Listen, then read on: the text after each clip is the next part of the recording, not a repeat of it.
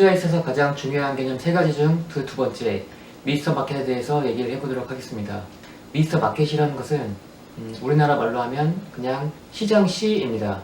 무슨 말이냐면은 마켓이 시장이라서 이름이 시장이고 그냥 미스터를 앞에 붙여준 겁니다. 그래서 미스터 마켓이라고 하는데, 벤저민 그레이엄이 그 예전에 시장의 변동성을 의인화해서 알기 쉽게 설명해준 개념입니다. 미스터 마켓에 대해서 얘기를 하려면 한 가지 일화를 알아봐야 되는데요. 이 미스터 마켓이라는 사람은 지금 여러분과 비상장 회사를 경영하고 있습니다. 각자 지분을 갖고 같이 경영을 하고 있는데, 이 미스터 마켓이라는 사람은 특이한 점이 한 가지가 있어요. 매일매일 여러분들에게 와서 보유하고 있는 주식의 가치에 대해서 생각한 바를 말하고 여러분에게 지분을 팔려고 할 때도 있고 여러분에게 지분을 살려고 할 때도 있습니다. 때때로는 회사의 실적과 전망을 포함해 봤을 때 이 미스터 마켓이 제시한 가격이 어느 정도 그럴듯하고 타당성이 있어 보이는데요. 그런데 가끔은 너무 감정적으로 접근해서 어리석어 보일 때가 종종 있습니다. 그래서 이 미스터 마켓이라는 사람은 여러분에게 어떤 날은 사업에 매우 좋은 미래만 예상해서 높은 가격을 제시하고, 또 어떨 때는 사업의 난간만을 바라봐서 굉장히 낮은 가격을 제시합니다.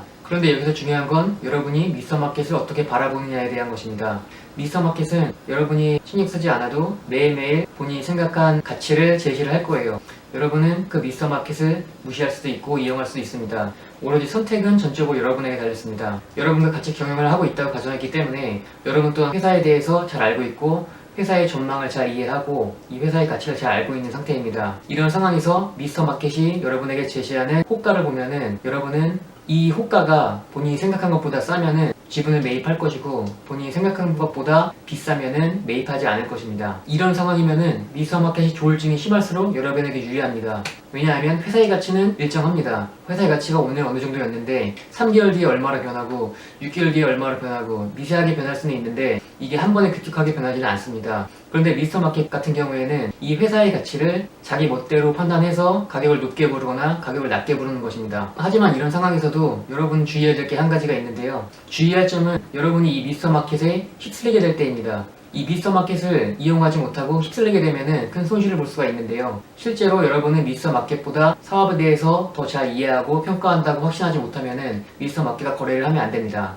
이 미스터 마켓이 예를 든 것과 같이 여러분은 하루하루 주가의 변동에 신경 쓰지 않아도 됩니다. 이 회사의 가치를 알고만 있다면 하루하루 주가가 변동하는 것은 시장의 변동에 의해서 변동하는 것이지 실제 주가가 그 회사의 가치를 반영하지는 않습니다. 여러분이 회사의 지분을 매입했을 때 하루하루 주가 변동은 신경 쓰지 않고 무시해야 됩니다.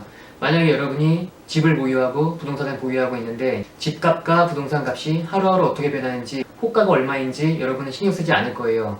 이것과 마찬가지입니다. 집값 부동산에 대해서 하루하루 호가가 변하는 걸 신경 쓰지 않듯이 여러분이 보유하고 있는 회사의 지분의 가치도 역시 하루하루 주가가 어떻게 변하고 어떻게 변동하는지 신경 쓰지 않아도 됩니다. 집과 부동산도 여러분이 장기적으로 보유할 여러분의 자산이고 회사의 지분도 여러분이 장기적으로 보유할 여러분의 자산이기 때문입니다. 여기서 워렌 버핏의 주주서안에 있는 퀴즈를 제가 내드리도록 하겠습니다. 여러분이 만약에 앞으로 평생 햄버거를 먹을 거고 소고기 관련된 사람이 아니라면은 쇠고기 패티 값이 올라가기를 바랍니까? 내려가기를 바랍니까? 그리고 여러분이 앞으로도 간혹 차를 종종 사야 되는데 자동차 판매업자가 아니라면은 자동차 가격이 올라가길 바랍니까? 내려가길 바랍니까? 쉽죠? 그럼 마지막 퀴즈를 하나 내겠습니다. 여러분이 어떤 회사의 주식을 5년 동안 사 모을 계획이라면 이 기간 동안 주식이 올라가야 될까요? 떨어져야 될까요? 이 퀴즈에는 틀린 투자자들이 굉장히 많습니다. 회사의 지분을 사 모으려는 투자자들조차도 주가가 오르면 기뻐하고 주가가 내리면 우울해합니다. 하지만 주식을 팔고 나가는 사람만 주가가 오를 때 기뻐해야 됩니다. 앞으로 주식을 사 모을 생각의 투자자분들은 이 기간 동안에 주가가 내려가기를 바라야 됩니다. 그래야 싸게 더 많은 지분을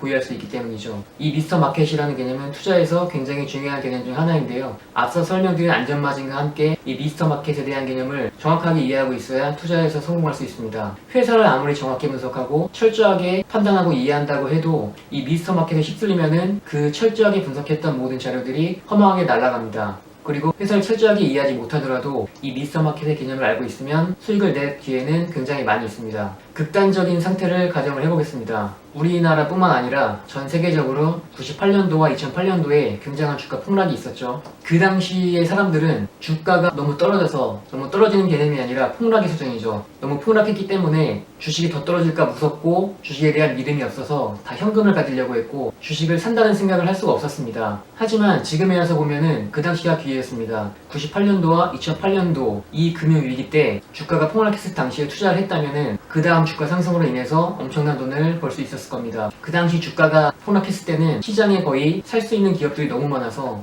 미스터 마켓을 이해하고 합리적인 생각을 가지고 있었다면 손쉽게 돈을 벌 수 있었을 겁니다. 그리고 분명한 건 앞으로도 그런 기회가 여러분과 저에게 찾아올 것입니다. 저는 지금 기회라고 말했습니다. 시장은 변동이 심해서 주기적으로 주가가 등락을 거듭합니다. 그러면서 너무 높게 올라간 주가는 폭락을 맞이할 수밖에 없게 되는 것이죠. 저나 여러분이나 이 폭락이 정확히 어느 시점에 어떤 기간에 발생할지는 알 수는 없어도 이런 기간이 오면은 여러분과 저는 투자를 하기 위해서 준비를 하고 있어야 됩니다. 그래서 향후에도 이런 폭락의 기회가 온다면 두려워서 주식을 못 사지 마시고 가지고 있던 현금을 가지고 그때 투자를 해야 됩니다. 그러면은 돈을 손쉽게 벌 수가 있습니다. 이게 바로 남들이 들어올 때 욕심을 내라는 워렌 버핏의 명언과 일치합니다.